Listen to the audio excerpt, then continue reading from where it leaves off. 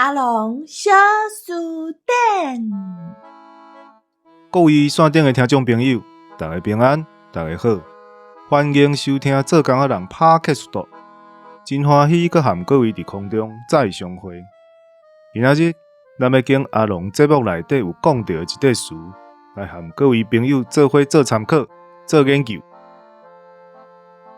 今仔日咱要小解的语词是红化，伫咱要小解红化进前，咱先来讲即字化。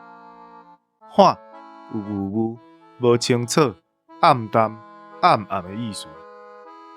咱台语若在形容物件，正正的两字塔做伙讲，毋过讲起来嘛真奇怪，两字相塔的，在形容的力臭煞比高一字的较轻。咱会当来比较看卖咧，像讲乌甲乌乌，我就感觉乌乌较无乌遐尼乌。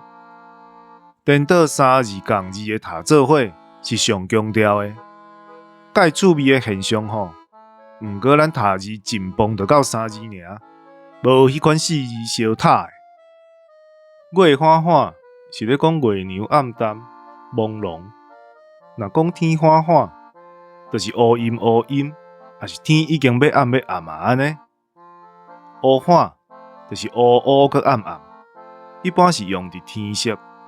咱会当讲，这天乌花乌花呢。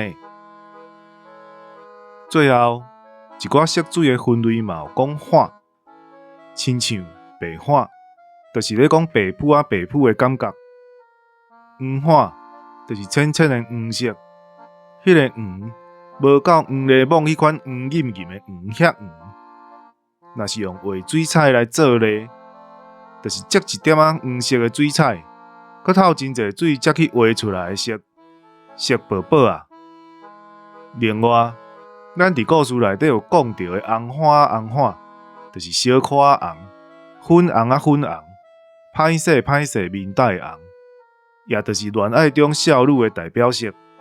安尼，咱今仔日的阿龙小书店就先小解到这，请各位听众朋友继续甲阮支持甲鼓励，有闲过来哦。